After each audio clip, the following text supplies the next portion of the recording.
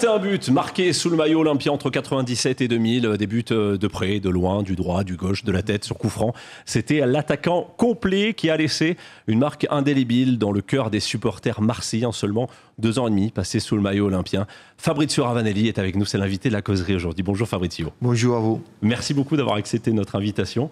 Fabrizio, je vais tout de suite poser les bases. En tant que supporter olympien qui a grandi avec tes exploits et qui partage le même amour du maillot marseillais que toi, j'ai envie de te tutoyer. Mais aujourd'hui, tu es dirigeant du club, tu es conseiller institutionnel et sportif aux côtés de Pablo Longoria. Et du coup, je me dis qu'il faut peut-être vous voyer. Qu'est-ce qu'on fait? On se tutoie ou on se voit? Honnêtement, je suis vraiment heureux d'être ici à Marseille. J'ai passé des temps magnifiques quand je suis arrivé comme joueur. Et après, je suis retourné après 25 ans. J'étais supporter de l'OM parce que je n'avais jamais oublié l'OM, même si j'étais ailleurs. Ouais. Parce qu'ici, il est né mon fils. J'ai gardé toujours des super souvenirs. Aujourd'hui, je suis un dirigeant et je suis vraiment fier d'être ici à travailler avec toutes les personnes ici qui m'ont accueilli avec un grand cœur. Et je ne peux pas oublier des personnes qui travaillent tous les jours à côté de moi parce qu'ils sont des personnes exceptionnelles. Je veux dire, remercier à Pablo Longoria, le président, oui, parce que c'est lui qui m'a donné la possibilité de revenir. Et ça, c'est vrai que je garderai toujours dans mon cœur cette possibilité parce que c'est impossible d'oublier une chose comme ça très très importante parce que c'est un boulot important pour moi. Il me fait rêver, je me fais rester en contact tous les jours avec notre coach, avec l'équipe, mais surtout avec des personnes extraordinaires qui travaillent pour l'OM et qui ont l'envie que l'OM progresse. Bien sûr. On va parler d'abord de ta carrière de joueur. Donc j'ai envie de te tutoyer si ça te va, puisqu'on parle de ta carrière de joueur. On a vu déjà beaucoup de buts. Alors d'emblée, est-ce que tu as des buts comme ça dans ta carrière sous le maillot olympien qui reviennent très vite, des buts qui pour toi ont une importance particulière? Honnêtement, un but important, c'est toujours le premier contre Metz. Parce que je me fais connaître tout de suite à les supporters de Marseille. Le premier match à domicile, c'était un match important parce que Metz, il avait des grands joueurs. Et surtout, après, un joueur important aussi qu'il était pour Marseille, mais il avait Pires. Il avait une grande équipe. Metz, il jouait les titres. Et nous, on a fait un super match. Moi aussi, j'ai marqué un bon but. Et je me souviens toujours avec surtout les virages qu'ils ont fait, les tifos, quelque chose d'incroyable. Ils ont mis la banderole de l'Italie avec écrit Fabrizio, tu es le soleil de Marseille. Et cette manifestation d'amour pour moi, je la garde toujours dans mon cœur. Et aussi, j'avais une grande photo chez moi, que tous les matins, même quand je me réveille, aujourd'hui, ce n'est pas possible parce que je suis en train de vivre à Marseille. Mais pendant les périodes que je n'étais pas ici, tous les matins, je vois cette photo et me fait rendre très, très fier de ce que j'avais passé à Marseille. On sent déjà bien sûr tout l'amour que tu as pour l'Olympique de Marseille et justement, on a plein d'images à te montrer pendant cette émission, des images sur lesquelles tu vas pouvoir réagir. Et on va d'abord s'intéresser bien sûr à ton parcours à l'Olympique de Marseille. Et j'ai envie de commencer avec une image qui est peut-être la preuve la plus récente de l'amour que te portent les supporters marseillais, presque 25 ans après ton départ du club. C'est ce tifo, c'était il y a quelques semaines seulement, avant OM PSG, ce tifo qui s'est élevé comme ça du virage nord. Tu savais que les supporters avaient préparé ce tifo avec toi? Non, c'était une surprise, honnêtement. Même maintenant que je suis en train de regarder ça, je suis plein de frictions et il me touche le cœur. C'est normal que je vais faire attention même maintenant à parler de cette chose-là parce que peut-être que l'émotion il va faire quelque chose de pas très joli parce que ça c'est quelque chose qui resterait toujours dans ma vie. Moi, j'ai des mots très forts. J'ai dit qu'après ça, je peux même mourir parce que c'est là qu'ils ont fait les supporters de Marseille. Pour moi, c'est quelque chose d'incroyable, pas seulement pour moi, mais aussi pour ma famille, pour mon père qui n'est pas plus là. Et c'est quelque chose que je garderai toujours dans mon cœur. C'est plus que du supporterisme, là, c'est vraiment de l'amour qu'il y a eu entre toi, entre le club et avec les supporters. Oui, c'est un amour qu'il était et qu'il est né tout d'abord, tout de suite. Quand je suis arrivé ici, je suis reçu comme une star. Toutes les personnes m'aimaient. Et il m'a beaucoup, et tout le monde m'a amené des grands respects. Moi, j'essayais toujours, tous les matchs que j'avais fait, même tous les jours que j'ai rencontré les personnes, tous les jours que j'étais à la commanderie pour m'entraîner, j'essayais toujours d'être le maximum professionnel, toujours de mener le respect à tout le monde, surtout à les supporters, parce qu'il aime toujours avoir une équipe de foot qui représente l'état d'esprit de la ville. Et ça, j'avais tout de suite compris. Et moi-même, quand j'étais petit, j'étais amoureux du football et je sais l'importance des joueurs qui mènent des respect à les supporters. Et les vrais Marseillais, Marseille, la ville, ils aiment les joueurs comme ça. Ils aiment les joueurs qui représentent l'OM, l'état d'esprit de tous les supporters. Parce que les supporters, ils font des sacrifices, surtout ici à Marseille.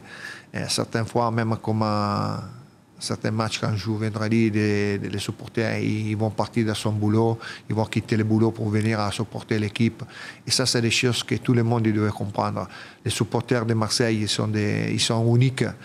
Moi, j'étais un joueur qui est rentré dans l'histoire de la Juventus. J'étais à la Lazio, j'étais en Angleterre. Celle-là qui s'arrive à Marseille, il s'arrive seulement à Marseille. Les autres parts, il n'arrivera jamais des tifos comme à Marseille. Et ça, je pense que c'est quelque chose d'unique. Aujourd'hui, tous les joueurs de Marseille doivent comprendre ça. Que ça, c'est le bon Dieu qui t'a aidé à mettre un maillot comme ça. Parce que tous les jours que tu vas à la commanderie pour t'entraîner, tu dois comprendre que tu dois t'entraîner à fond. Parce que tu représentes une ville. Et la ville de Marseille, il aime les joueurs, il aime le foot. Et aujourd'hui, même que je ne suis pas là comme un joueur, tous les jours que je viens ici, même avec les relations des personnes qui sont en train de travailler très dur dans les bureaux, je les respecte beaucoup parce qu'avant de travailler pour l'OM, il aime l'OM et il aime faire si que tous les clubs et tous les joueurs ils arriveront à gagner parce que c'est quelque chose d'unique, la mort de l'OM. Et toi, ton histoire d'amour avec l'Olympique de Marseille, elle a démarré en septembre 97. Tu parlais tout à l'heure de ton arrivée en star, je dirais même en arrivée en rockstar. Regarde les images. Regarde les images de ton arrivée au club avec les gros titres de la presse et avec ton arrivée à l'aéroport. On va te voir là tout de suite avec toujours les lunettes noires, le costard, la grande classe. Ravanelli arrive à l'OM et c'est la grande star qui débarque. C'est vrai, tu viens t'étais un joueur de la Juve, t'es champion d'Europe, t'as marqué en finale de cette Ligue des Champions, champion d'Italie avec la Juve. T'es arrivé véritablement comme une grande star ici à l'Olympique de Marseille. On parlait justement de toi à l'époque à Milan, à l'Atlético Madrid. Tu connaissais quoi toi de l'Olympique de Marseille en 97, même avant 96? Honnêtement, j'ai connu l'Olympique de Marseille pour l'histoire quand il a gagné la Champions League. J'ai connu la grande équipe de l'OM. Et je ne pensais jamais de venir à l'OM, honnêtement, parce que beaucoup des équipes, il était sur moi. Dans Liverpool, à Tottenham, j'ai joué à Middlesbrough, j'avais marqué 34 buts dans la saison. Et tout le monde, il voulait que moi reste en Angleterre pour jouer dans une grande équipe comme Tottenham et Liverpool. Pendant mon championnat à Middlesbrough, Manchester United de Ferguson, il a cherché dans toutes les manières de m'acheter. Le président Steve Gibson, il ne m'a pas laissé partir et aller à Manchester. Et jamais pensé un jour de mettre la maillot de l'OM. Et quand j'ai eu la possibilité de parler avec le président, à l'époque Jean-Michel Roussier, sachant que comme président, le propriétaire, c'était Robert Louis Dreyfus, avec son idée de football et surtout avec mon échange avec mon coach Roland Courbis, j'ai tout de suite compris que l'OM il avait l'envie de faire une grande équipe, faire une programmation pour essayer d'être champion de France. Et sachant que, pas seulement moi, mais qu'il était en train de recruter des grands joueurs à le mercato. Et ça, il m'a fait tout de suite comprendre de prendre ma décision de venir ici à Marseille. Et je lui ai dit un truc que personne ne sait. Aujourd'hui, je le peux dire. Quand j'ai pris la décision pour venir ici à Marseille, j'ai fait une invitation à ma femme parce qu'elle était en train de vivre en Angleterre. J'ai dit, prends l'avion tout de suite avant que je signe. Et je l'ai amené à la Grand Large à Cassis à manger. Et quand il a vu la mer, les restos, la ville de Marseille, il n'a pas hésité un seconde. Allez, Fabrizio, tu le signes tout de suite. Tout ça, c'est joué à un bon resto. Ah oui. Bon choix, oui. Fabrizio.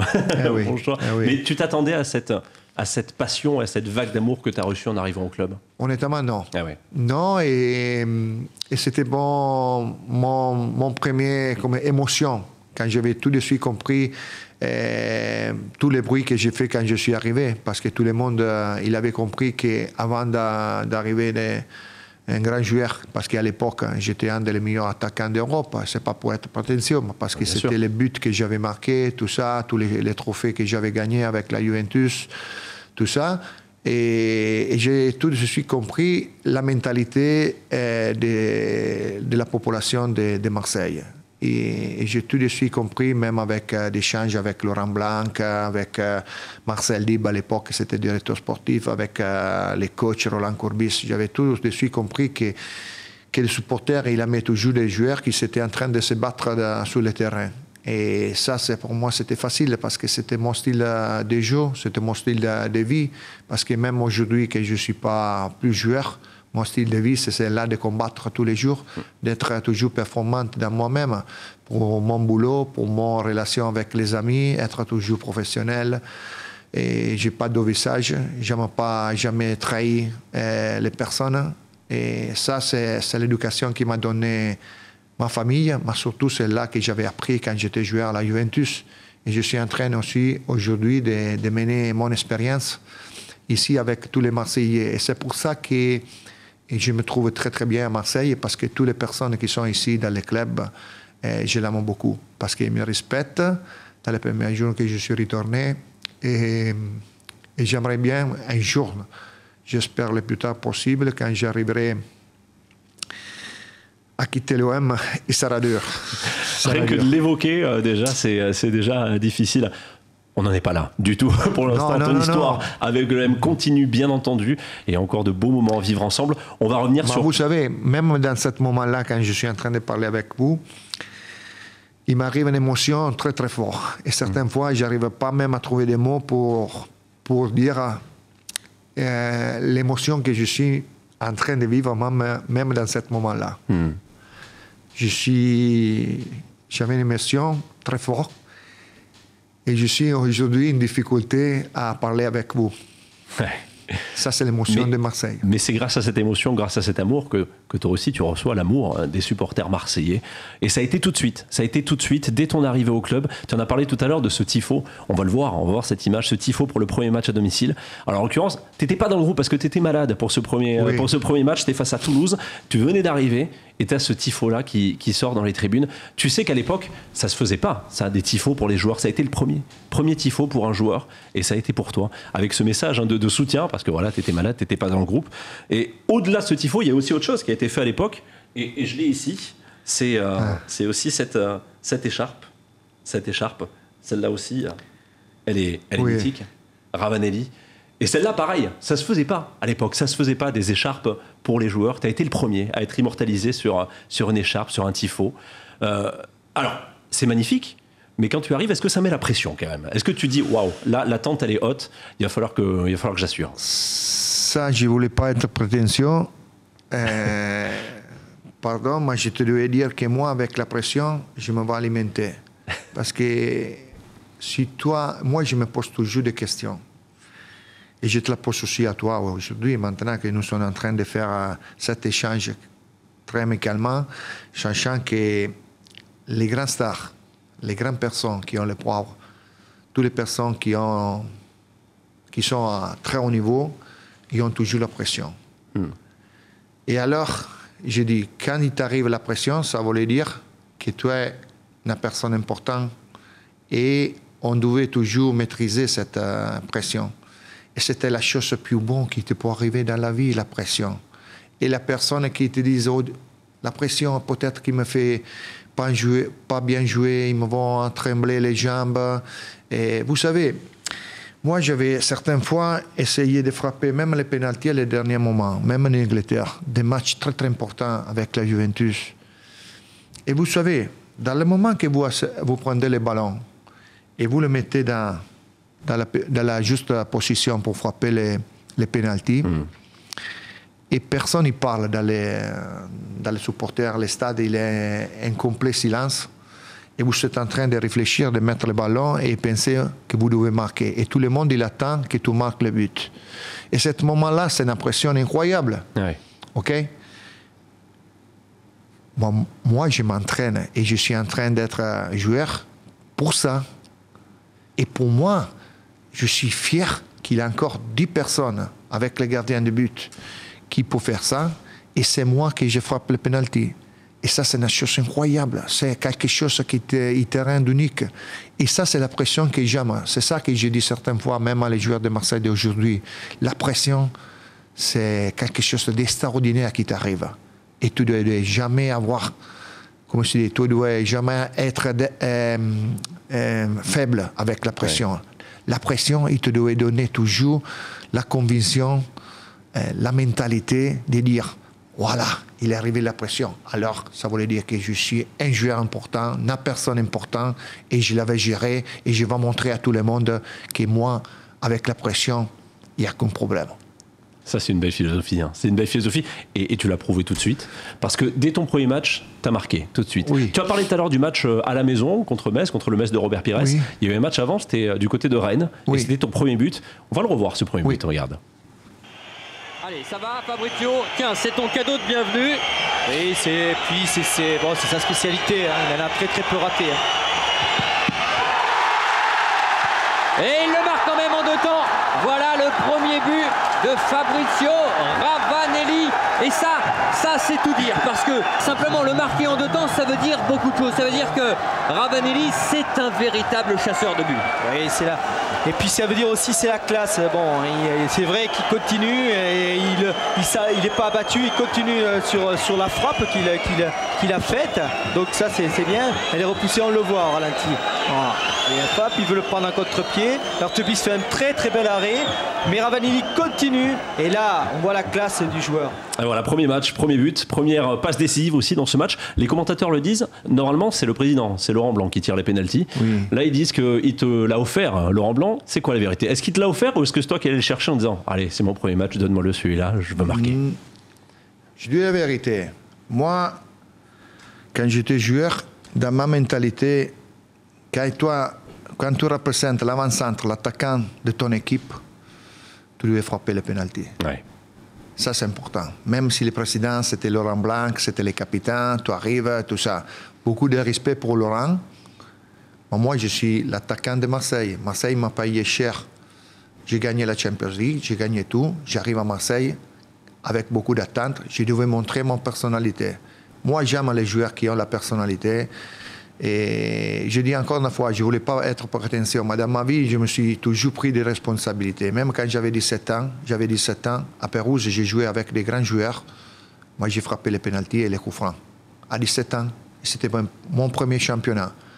Et s'il y a quelqu'un qui a l'envie de rêver, de se montrer, tout ça, il devait toujours montrer sa personnalité. Et moi, quand je suis arrivé, ce n'est pas pour être prétentieux, j'ai dit, Laurent, c'est moi qui je frappe le pénalty. Je suis l'attaquant et je vais marquer. Les supporters, ils attendent ça de moi. Ce n'est pas qu'il attend que Laurent Blanc il marque le but. Laurent Blanc, c'est un grand joueur, c'est le capitaine. Il ne devait pas faire marquer, il devait faire de bons passes. Mais Fabrizio, il devait marquer. Et alors, il a livré cette possibilité. J'avais fait un super passe à Claude Makelele, qui a ouvert le score contre Rennes. Maintenant, il arrive la possibilité. Laurent, écoute, c'est moi qui j'ai frappé le penalty. Il s'est arrivé ça, c'est pas que je suis menteur. Non, bien sûr. Non, pour dire, c'est pas que j'ai dit, Laurent, s'il te plaît, donne-moi les ballons. C'était comme ça. C'était comme ça. J'ai dit, Laurent, c'est moi qui je frappe, je suis attaquant, c'est moi qui je frappe le penalty. Tu as bien raison, puisque derrière, il y a eu but pour l'Olympique de Marseille. Début d'une saison donc, où tu marqueras 9 buts, et l'OM finira dans les places européennes pour cette première saison. Comment s'est passée, toi, ton intégration avec le groupe? Au début, qui t'a bien reçu, avec qui t'a accroché rapidement? Moi, c'était honnêtement Eric Roy surtout. Eric Roy, c'était vraiment une super personne. Il m'a accueilli à Marseille de manière extraordinaire. Il m'a fait 2 ou 3 invitations chez lui. manger. Mais honnêtement, je dois dire tous les groupes. Marcel Dib, le directeur sportif, les coachs, il était toujours à côté de moi. On arrivait tous les deux ensemble avec notre chauffeur parce que moi, j'étais en train de vivre les premiers 2 mois à l'hôtel avec notre coach Roland Courbis. Et tous les gars, ils sont mis à disposition de moi et j'ai tout de suite compris que les groupes de Marseille, c'était vraiment un groupe fantastique. On devait savoir, on devait quand même oublier que les clubs, toutes les personnes qui travaillaient à l'OM, c'était une famille. Ouais. Dans celle-là qui nettoyait les chaussures, à notre physio, à notre personne qui pensait d'organiser les voyages, toutes les personnes qui font part de l'OM, c'était une famille. Parce que toutes les fois qu'on s'est déplacé, toutes les fois qu'on retournait à Marseille, on allait à manger tout ensemble, on avait un état d'esprit incroyable. C'est vrai que nous, dans les années que je suis arrivé à Marseille, on n'a pas gagné un trophée, mais on était arrivé vraiment comme ça. Ouais. Tout le monde connaît l'histoire. Bien sûr. Et tout le monde connaît l'histoire de la finale de l'Europa League à l'époque Copa UEFA. Copa UEFA contre Parme, ouais. Et on avait une grande équipe. On avait une grande équipe. Et vous savez, ça c'est là que j'avais compris dans ma vie. Quand tu es dans un grand club, et surtout tu vas changer ta journée avec des grands joueurs, tu n'arriverais jamais à avoir un problème. Et moi, j'avais un mot en italien qui disait, et après je vais le traduire en français, que tous les champions, dans la bouche des champions, il y a toujours l'humilité. Dans la bouche des joueurs qui sont rien de tout, il y a toujours de la prétention. Si vous êtes en train d'échanger quelque chose avec des grands champions, pas seulement à niveau footballeur, mais pas seulement de football, mais aussi à niveau politique, entreprise, tout ça. Ils sont toujours des personnes qui viennent de l'humilité, qui sont en train de bosser, des jeunes qui viennent d'une famille, qui ont une mentalité de travailler très dur. Et ça, c'est pour ça. Quand vous avez une relation avec un champion, vous n'avez jamais un problème. Et là, il y avait beaucoup d'humilité dans cette équipe. Oui, on avait beaucoup d'unité parce qu'on avait Claude Makelele, Laurent Blanc, on avait Kopke, Bertin, Gravelaine, on avait tous les joueurs d'Abrando, de tout ça, d'Aspinosi qui était le 3e gardien de but. On avait un état d'esprit incroyable. Toutes les personnes, ils s'aimaient, tout le monde, il avait un état d'esprit honnêtement super, super. Ta 2e saison au club, tu l'as dit, l'OM finit 2e du championnat. On connaît bien sûr l'histoire avec le match de Bordeaux du côté du Parc des Princes, cette finale face à Parme. Ta 2e finale perdue contre Parme. La première, c'était avec la Juventus. Et puis, vous finissez quand même donc 2e, donc qualifié pour la Ligue des Champions. C'est ton retour en Ligue des Champions la saison suivante, avec des matchs dont on se souvient, et notamment celui-ci. Avec la frappe de Ravanelli qui passe juste à côté de la cage de Bospiche. Non, peut-être très loin.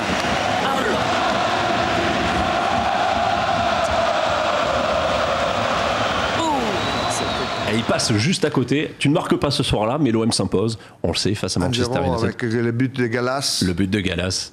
Moi, j'aimerais bien faire comprendre à tout le monde les matchs là qu'on a fait. Si vous regardez qu'il y a les personnes qui sont les joueurs dans le mur de Manchester United. Est-ce qu'on peut revoir l'image, tiens? Est-ce qu'on peut comprendre les niveaux de notre équipe qui a battu Manchester United? C'était son entraîneur Ferguson dans les murs. Cette coup franc, je vais une photo comme ça, très grande, à chez moi. On regarde la télévision à chez moi. Et si vous regardez, il avait Cole, il avait Beckham, il avait Scholes, il avait des joueurs qui c'était incroyable. Pour faire comprendre, Stam. Vous savez, Roy Keane. C'était les champions d'Europe. Oui, c'était champion d'Europe. On parle des joueurs extraordinaires qui étaient champions dans le terrain et dans la vie. C'est pour ça que cette match-là, c'était extraordinaire. Je me rappelle encore qu'on a rentré dans le terrain après les siffles de la fin de le match. On était tous les joueurs, tout le monde dans les bancs, tout ça, à faire la fête avec les supporters. Nous sommes rentrés dans les vestiaires et nous sommes sortis encore une deuxième fois pour faire la fête avec les supporters, pour faire comprendre l'exploit qu'on avait fait, mais pour faire comprendre aussi à les supporters qu'on était une grande équipe. c'est pour ça que c'est vraiment dommage que je suis toujours là. Les cas qu'on n'a pas gagné le championnat, pour cela que c'est passé, que tout le monde sait, et qu'on a perdu la finale de Coppa UEFA l'an avant. Et avant la finale, on n'a jamais perdu un match. Et à cause des 8 joueurs qui étaient suspendus à Bologne, on n'a pas gagné la finale de Coppa UEFA. Et ça, c'est honnêtement le plus grand regret de ma vie. C'est vrai, c'est le plus grand regret celui-ci. Oui. Ben oui, en effet. On va revoir encore une dernière image de ta carrière sous le maillot olympien en tant que de joueur. C'est ton dernier but. Ton dernier but sous le maillot marseillais, c'était face à Strasbourg le 30 octobre 99. Passe décisive de Pires, bien entendu. Et là, ce geste qu'on n'oublie pas.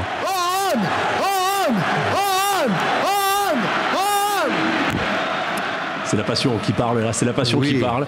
Et c'est à quelques semaines de ton départ du club. Est-ce qu'à ce moment-là, tu sens déjà que ton aventure avec l'Olympique de Marseille touche un peu à sa fin? Est-ce que ce geste, est-ce que c'est aussi un cri d'amour pour les supporters? Non, c'était un cri d'amour seulement pour dire encore une fois que j'étais à côté de tous les supporters et fait comprendre encore une fois l'amour que j'ai pour cette ville, pour ce club-là.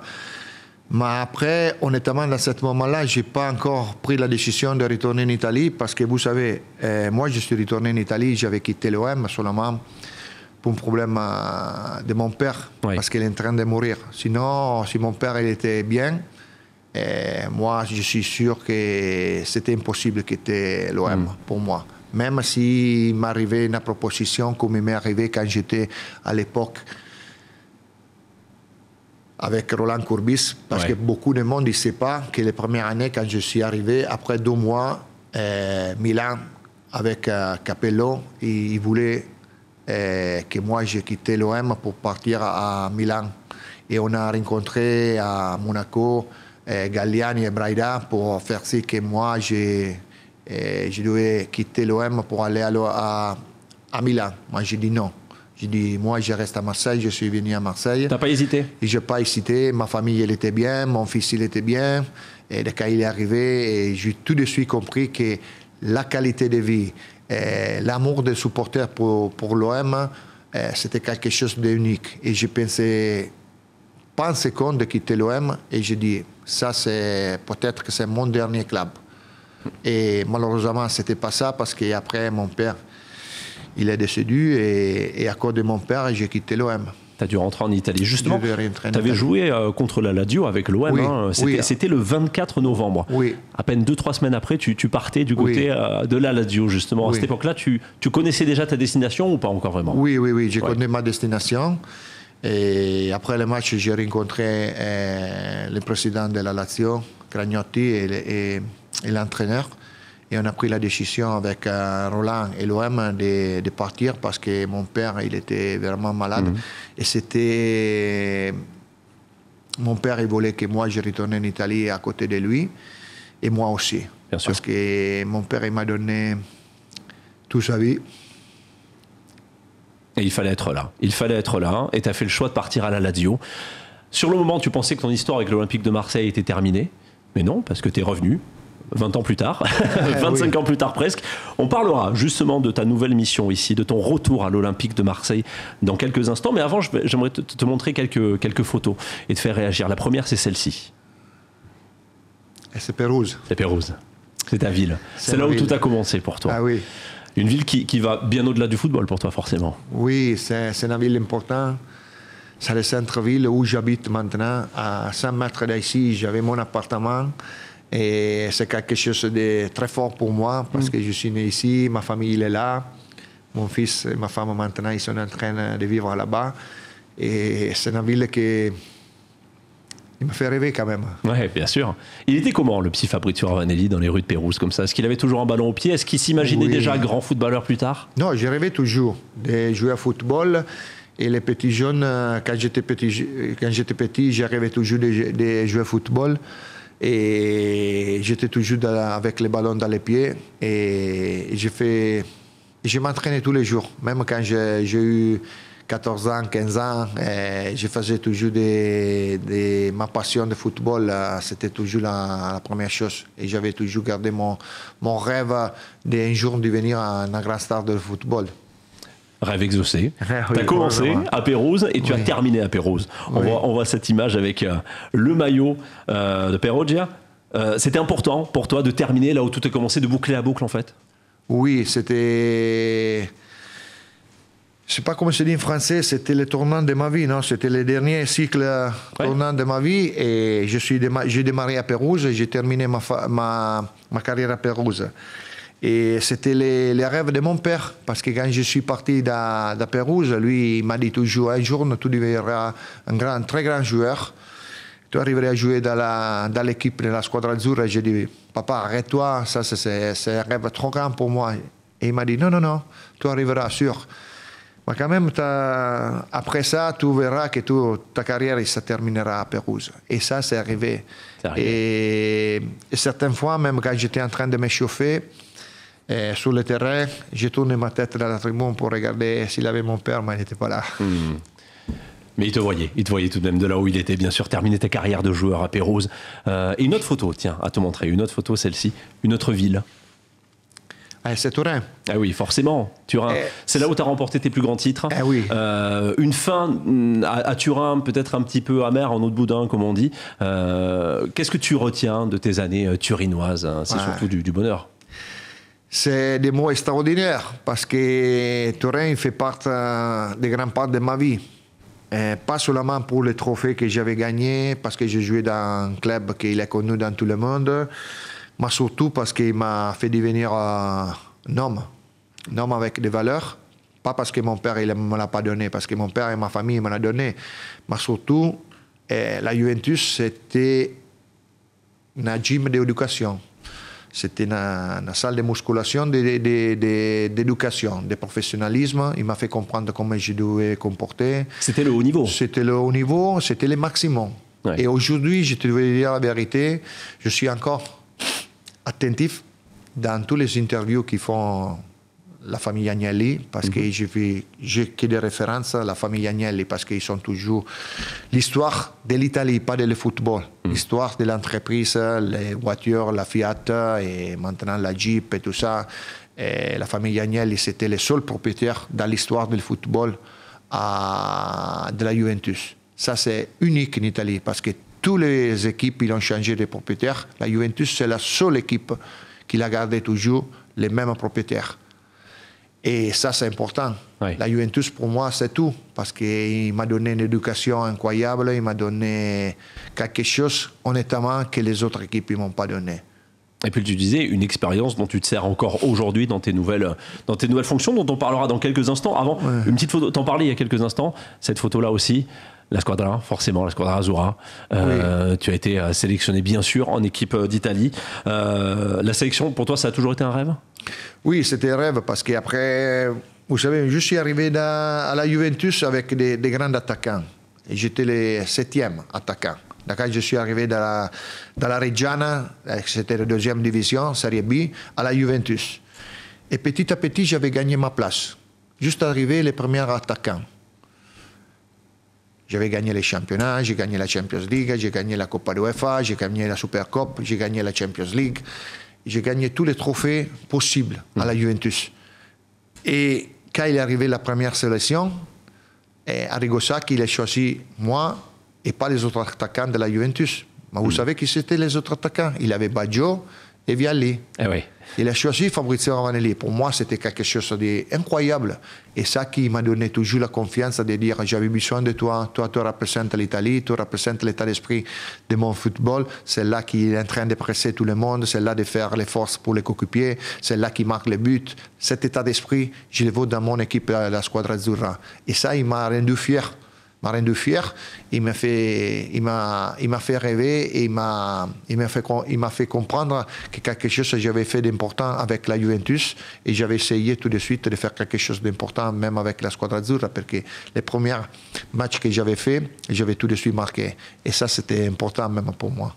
Et puis il y a eu cette Coupe du Monde 98 où tu es passé tout près de la sélection. Tu as été malade, c'est ça? Oui, tu as loupé cette sélection. Ça fait partie de tes regrets, ce moment-là? Oui, c'était un grand regret parce que surtout, c'était les championnats du monde en France et surtout à Marseille. Et ça, c'est quelque chose de vraiment... C'est un très grand regret parce que, vous savez, dans dans la vie, il y a aussi des situations qui sont vraiment bizarres. Nous, on était à la Maison Verte à Paris. On devait jouer contre Sille. Le premier match, les coachs, ils donnent 2 jours libres. Et moi, je retourne à Pérouse, dans mon fils malade à l'hôpital. Il y a une maladie très grave. On ne sait pas comment la soigner. J'étais à côté de lui, à l'hôpital, et je prends la pulmonite. Et à cause de ça, je devais quitter la sélection. C'était le destin. C'était le destin. C'était le destin. Et année 95, première sélection en équipe d'Italie. Et année 95, c'est aussi la Ligue des Champions, bien sûr. Et ces joueurs que tu as croisés dans ta carrière. Regarde cela. Del Piero, Vialli, tu en parlais tout à l'heure de Christian Vialli. Ah oui. Des joueurs qui ont été importants pour toi. Tu as fait un petit peu le lien, comme ça, entre ces joueurs, Del Piero, la nouvelle génération, Vialli, un petit peu plus ancien. Tu as fait le lien, tu as été important. Ce trio d'attaque absolument dingue à la Juventus. Hein. Oui, j'ai fait le lien, mais aussi je lui ai dit que quand je suis arrivé à la Juventus, j'ai tout de suite mis à disposition de Gianluca Vialli, parce que Gianluca Vialli, c'était mon idole d'appétit. Et tout de suite, je me vais retrouver dans sa chambre, à partager la chambre avec Gianluca Vialli, mon idole à la Juventus, mon équipe. Parce que moi, je supportais toujours la Juventus. C'était mon équipe, la Juventus. Et je me retrouve à la Juventus, que c'était mon équipe, avec Gianluca Vialli, qui c'est mon idole. C'est quelque chose d'incroyable. Parce que je vais raconter une anecdote. Quand j'étais joueur à Pérouse, les premières années que j'avais 17 ans, mon idole, c'était Gianluca Vialli. Gianluca Vialli jouait à la Sampdoria. Et il vient faire un match amical avec la sélection, la Squadra Azzurra, parce que lui, j'ai déjà joué à la sélection. Et moi, je l'ai rencontré parce que c'était mon idole et je demande à le secrétaire de la Squadra Azzurra s'il y avait la possibilité de rencontrer Gianluca Vialli, parce qu'il fait les matchs amicaux à Pérouse, dans ma ville où je jouais.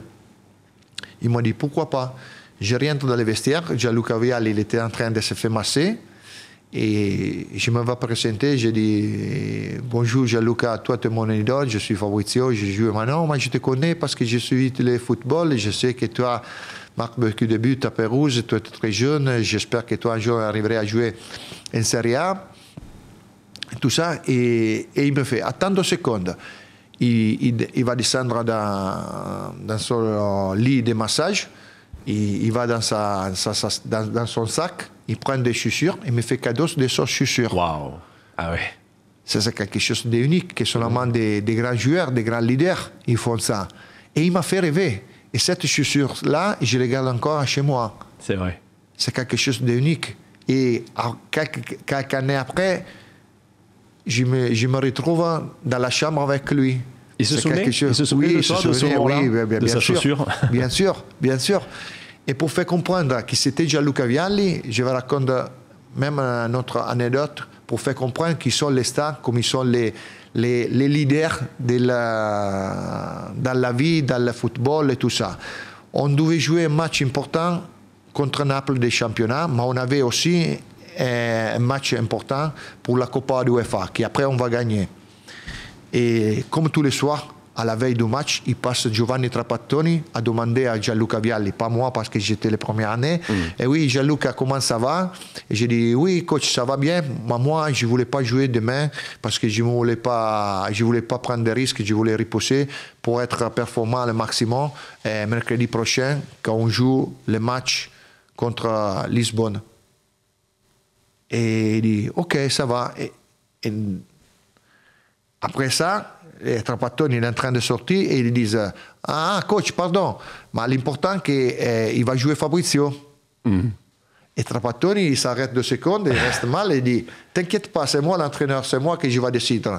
Mais cette mot-là il m'a montré l'état d'esprit de Gianluca Vialli, que c'était le capitaine, la leadership de Gianluca Vialli. Et vous savez comment s'est passé les matchs? On a gagné 4-3 contre Naples et moi je marque le but de la victoire. Wow. Eh oui.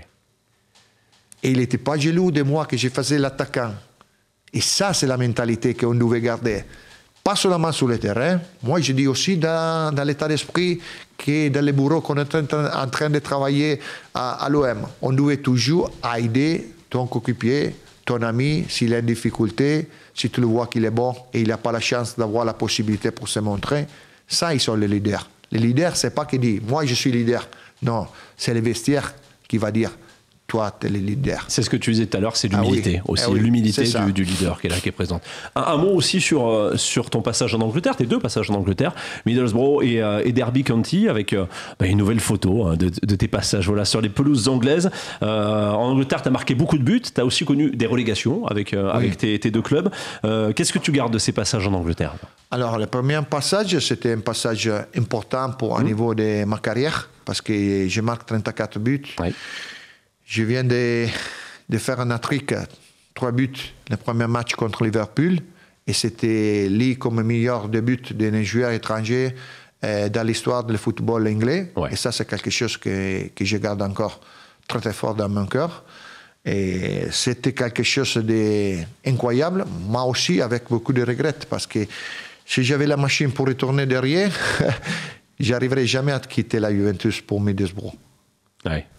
Je garde toujours du respect pour Middlesbrough, pour Steve Gibson, que c'était une grande personne, un grand président, mais à l'époque, il n'avait pas le niveau d'organisation, on n'avait pas un centre d'entraînement. Il faut dire que tu arrivais du top du top aussi. Oui, top du top, parce que je viens de marquer des buts en Champions League, je viens de marquer en 2 ans presque 70 buts, et je viens comme un des meilleurs attaquants d'Europe.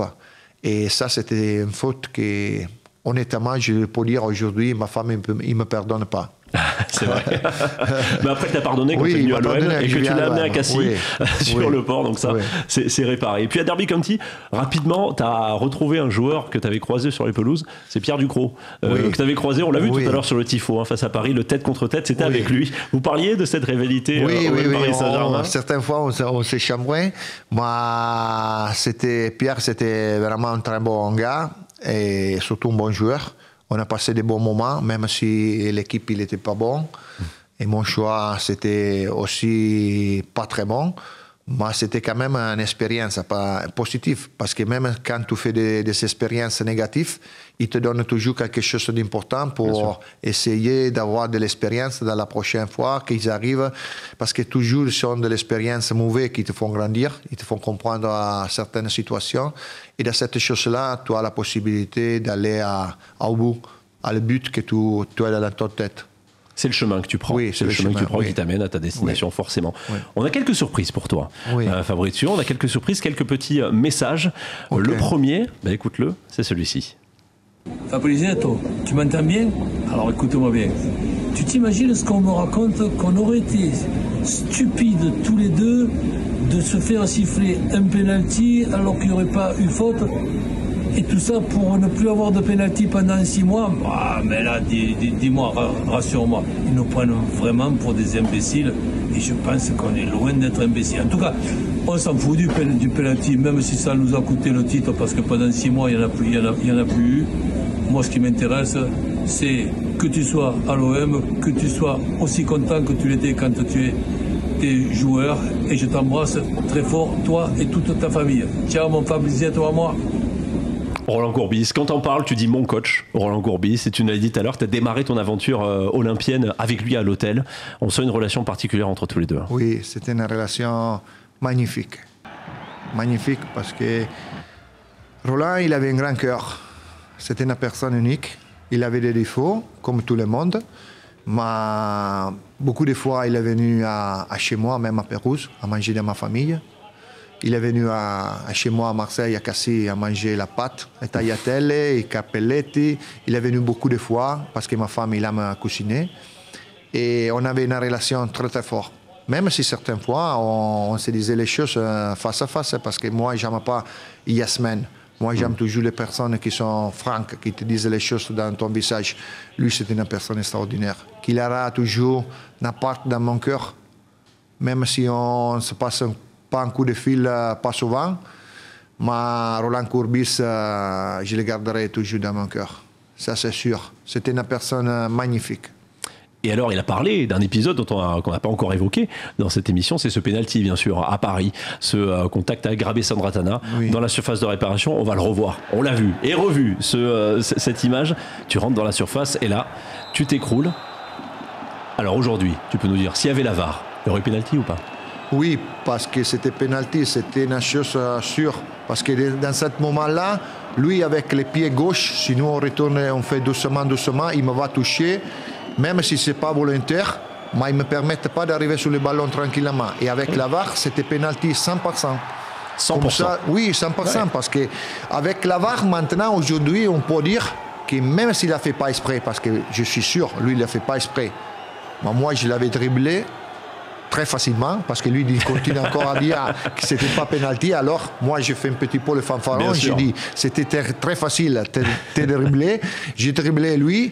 Et après, lui, pas involontairement, il m'a touché les pieds doucement, et il m'a fait signe que moi, j'ai tombé. Il y a contact. Il y a contact et c'était penalty. Malheureusement, même si on n'a pas gagné après les championnats, et ça, c'est vraiment malheureux. Mais Roland Courbis dit que peut-être que c'est à la suite de ce penalty qu'on a pu passer à côté de ce championnat. Tu penses oui, ça c'est la vérité. Mais quand même, à Roland, j'ai dit, on n'a pas gagné les championnats, et ça c'est dur à accepter, mais on a battu Paris. Et ça c'est la chose plus importante. On a battu Paris. Et nous, comme on est Marseillais, on a battu Paris. Et c'est un match qui reste encore dans la mémoire de tous les supporters. Je me rappelle après, on a fait la fête en boîte à Paris, c'était quelque chose d'unique. Parce que tu gagnes à Paris sur un penalty que tout le monde dit que c'est pas penalty.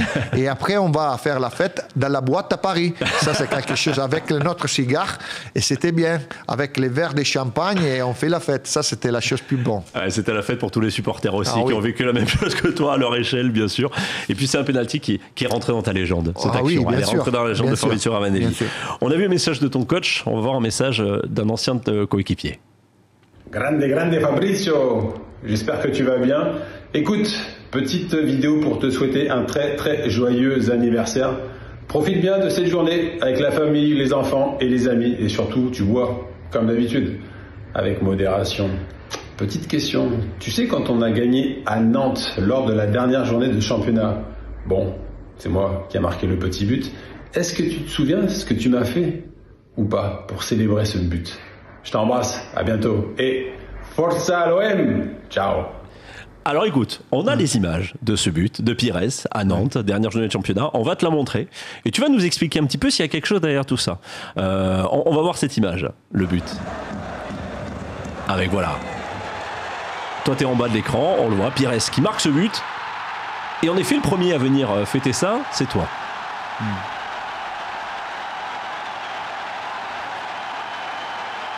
Alors voilà, une accolade assez simple. Lui, il dit qu'il s'est passé quelque chose. Est-ce qu'il y a un secret derrière cette image? Est-ce que tu as un souvenir particulier? De quoi il parle, Robert?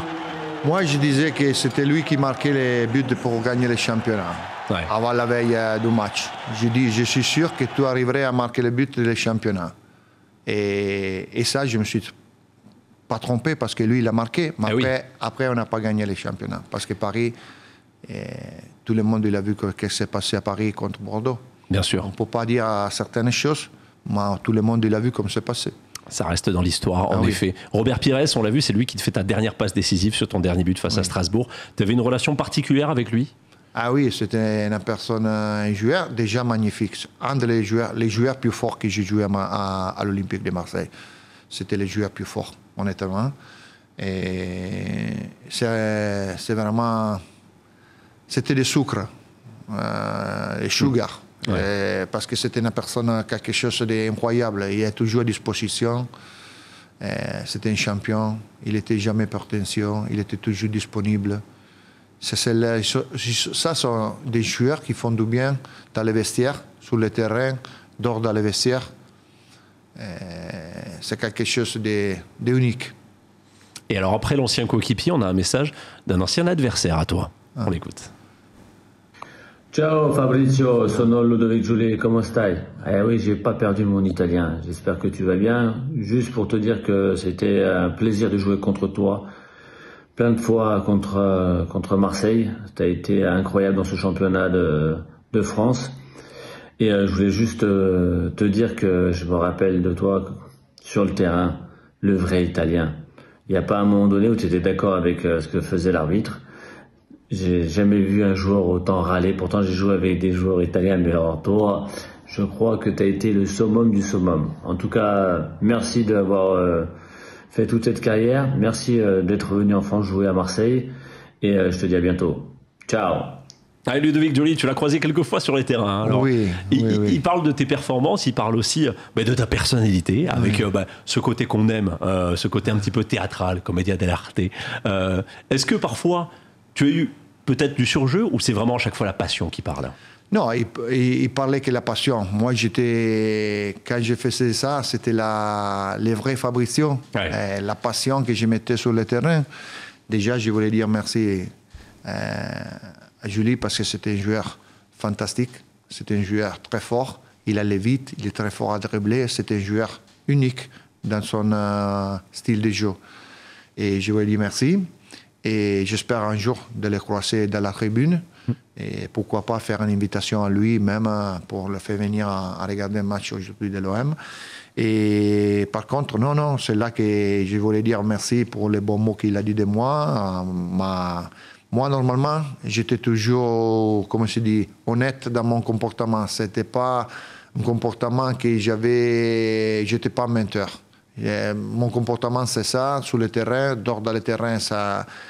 J'ai notre comportement d'être toujours tranquille, de trouver la tranquillité, un certain équilibre que je dois avoir aujourd'hui, surtout avec mon boulot, que c'est important. Quand j'étais joueur, je devais être très méchant. Ouais. Et aujourd'hui, dans mon boulot que je devais avoir mon équilibre. Sachant que chaque boulot, il a des situations, des comportements. Après, c'est vrai que le respect, c'est à la base, même quand tu joues au football, et dans la vie, si j'étais très, comment je dis, très passionnel dans le football, aujourd'hui, j'essaie d'être avec un équilibre important pour prendre toujours de bonnes décisions pour l'OM, pour moi-même et pour le président et pour tout le monde qui travaille ici à l'OM. Et ton rôle aujourd'hui, on va en parler justement, mais avant ça, justement, on parle du présent avec ce nouveau message pour toi. Allora, di aneddoti di Fabrizio non ne avrei, però sono tutte cose legate al calcio. Quello che posso dire di Fabrizio è che non lo conoscevo prima, l'ho ammirato quando era giocatore, però conoscendolo ho trovato una persona che ha molte cose, che abbiamo molte cose in comune, molte cose simili ci sono tra di noi. Come viviamo il calcio, più o meno il nostro passato, anche la gavetta che abbiamo, e abbiamo la capacità di connetterci con uno sguardo. La passione che ha per il calcio è simile alla mia, le emozioni che prova attraverso il calcio sono simili alle mie, quindi abbiamo un filo diretto e non è facile perché non ne ho trovati tantissimi così in questi anni, quindi gli faccio tanti auguri et gli voglio bene. Roberto De Zerbi, tu ne le connaissais pas avant que vous rejoigniez ici à l'Olympique de Marseille? Non, je l'ai connu un soir quand le président m'a téléphoné et on a fait un appel à 3 et j'étais dans la voiture avec ma femme. Et on a vu un échange avec les parlants de la voiture. Et ma femme m'a dit tout de suite, lui, c'est une vraie personne. Ouais. C'est une personne unique, je pense, Fabrizio. Et ça, il me fait comprendre que normalement, les femmes ne se trompent pas. Et quand j'ai eu cet échange-là, j'ai tout de suite compris que Roberto, c'était unique. Aujourd'hui, ici à Marseille, nous sommes en train de comprendre que le coach, c'est un coach unique, qui a un état d'esprit, qui a sa vision de football. À mon avis, à niveau de football, je pense qu'il est un des meilleurs entraîneurs du monde. Mais la chose que c'est unique pour lui, c'est la personne, l'humanité de cette personne-là. Crois-moi, dans le football, il n'existe pas de personnes comme Roberto De Zerbi. Il a toujours de bons mots pour tout le monde. Il vit le football avec des frictions incroyables, avec un grand cœur. Sa porte de son bureau, il est toujours ouvert. Il a de bons mots pour tout le monde. Moi, je trouve Roberto De Zerbi une personne que je ne pensais pas qu'il était en train d'exister aujourd'hui dans le football. Parce que le monde s'est changé quand j'étais joueur. Oui. Aujourd'hui, c'est beaucoup plus business, c'est beaucoup plus intérêt, c'est toujours beaucoup plus d'apparaître à la télévision, faire l'interview, tout ça. Et lui, c'est une personne unique. Nous, on dit en italien una mosca bianca, una mouche blanche. Et c'est pour ça que je le garderai toujours dans ma tête et dans mon cœur. C'est pour ça que j'aimerais bien que lui, il arriverait pas seulement à réussir bien ici à Marseille, à gagner des trophées, à gagner des compétitions importantes, mais j'aimerais bien que lui, il arriverait à faire et arriver à son rêve. C'est celle-là d'être et faire l'histoire du football comme entraîneur. On est tous derrière lui, en effet, oui, on y bien croit sûr. tous. Toi, tu travailles avec lui au quotidien aujourd'hui dans ce nouveau rôle que tu as à l'Olympique de Marseille. Alors pour t'en parler, tiens, j'ai trouvé en 2019 une interview que tu donnais à la Provence, Oui. et dans laquelle tu disais ça: si un jour le président a besoin de moi, je suis prêt à donner, apporter mon professionnalisme, mon expérience, être un conseiller comme Totti à la Roma, Zanetti à l'Inter, Nedved à la Juve, aider le président et l'entraîneur en lien avec les supporters, les joueurs, la formation. 5 ans après, en fait, on a l'impression que tu avais décrit ta fiche de poste aujourd'hui. Parce que c'est un peu ce que tu fais aujourd'hui. Tu es conseiller institutionnel et sportif. C'est un poste un petit peu hybride. Tu es à la fois en lien avec le président et avec les joueurs.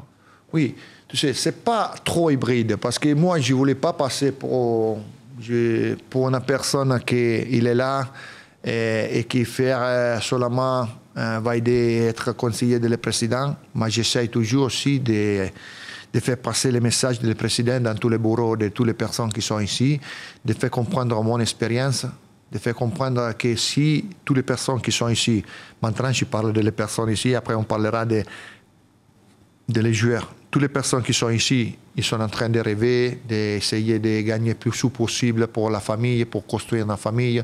Beaucoup de jeunes ils ont le rêve de se marier, d'avoir une famille. Et pour faire ça, c'est pas seulement qu'on devait rêver, on devait construire notre rêve. Pour construire notre rêve, qu'est-ce qu'on devait faire? Venir ici tous les matins et faire ci avec et travailler très dur. Ça, c'est la bonne mentalité. On se devait faire comprendre que là, la vie, on était obligé de faire des sacrifices. Avec les sacrifices, on peut obtenir tous les rêves possibles. Mais on devait faire des sacrifices. Ça, c'est mon message que je passerai tous les jours à toutes les personnes qui travaillent ici. Parce que moi, j'ai fait des sacrifices et le bon Dieu il m'a aidé à rêver et arriver au but. Et par contre, ce n'est pas seulement ici. J'aimerais bien passer des messages à tous les jeunes qu'on a, nous, comme joueurs, à les centres de formation, certains joueurs, pour faire comprendre que moi, quand j'étais petit jeune, que j'ai rêvé un jour de devenir un joueur important de football. J'habitais dans le petit village. Mon père et ma mère, ils n'avaient pas la possibilité de me mener à entraîner à Pérouse. Et j'allais m'entraîner avec l'autostop. Okay? J'ai fait des sacrifices. J'ai parti le matin, à 7 h, j'étais à l'école. Et après, j'ai retourné le soir à 19 h, à l'heure de manger. Je devais faire après les études et ce n'était pas facile. Je venais d'une famille avec beaucoup d'humilité. On ne gagnait pas beaucoup de sous. On devait faire toujours l'addition pour arriver à la fin du mois. Et c'est normal qu'après, tu comprends tous les sacrifices que faisait ton père, ta mère, ton oncle, pour essayer d'arriver au but.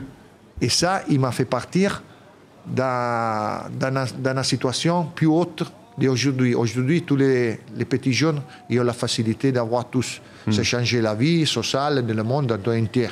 Mais aujourd'hui, quand même, s'il y a des jeunes qui ont la mentalité, sachant qu'on devait faire des sacrifices, on arriverait au but. On arriverait loin dans notre vision de mener l'Olympique de Marseille à très grand niveau. Et ça, ce n'est pas seulement pour les joueurs, mais c'est aussi important pour les salariés qui travaillent à l'OM, parce qu'ils ont l'envie de faire progresser tout le monde l'OM. Mais c'est dans ce sens-là, ce poste hybride, c'est qu'à la fois tu parles aux joueurs, aux sportifs, mais à la fois aussi tu t'occupes de l'institution. Oui. C'est aussi un de tes rôles de rendre l'institution OM plus forte? Oui, bien sûr. Moi, j'aimerais bien faire encore de plus, montrer à toute l'Europe, pas seulement en France, qui c'est l'OM. Parce que l'OM, aujourd'hui, si on regarde, il est construit avec une équipe très jeune, avec ici des salariés qui sont très jeunes. On a une équipe extraordinaire, pas seulement sur le terrain, mais même à niveau administratif, dans tout le monde des salariés. Et ça, c'est notre mentalité. Ça, les supporters, ils doivent être fiers, parce que toutes les personnes qui sont ici, ils sont en train de bosser très dur pour faire ci, de mener en pratique toute la vision de notre président. C'est normal que dans mon rôle, c'est pas possible avoir un comportement d'un yes man. Moi, mon comportement, c'est celle-là d'être toujours Fabrizio avec le président. Si je ne suis pas d'accord avec le président dans la situation, je vais changer ma vision. Mais après, c'est le président qui va décider. Bien sûr. Et si je n'ai pas d'accord avec moi, je ferai celle-là qui me dit lui. Moi, quand même, je vais dire mon message, mon opinion. C'est ça. Sinon, tout le monde fait ça, on arriverait au bout. Sûr. Et c'est pour ça qu'il t'a fait venir, Pablo Longoria. C'est pas pour que tu dises oui aussi à tout ce qui se passe, c'est pour apporter ton expérience. C'est ce rôle que tu as aujourd'hui, ce rôle d'aider Pablo Longoria au quotidien, d'être un peu le prolongement du président de l'Olympique de Marseille. Mais on espère que voilà, ce sera une réussite pour toi le plus longtemps possible.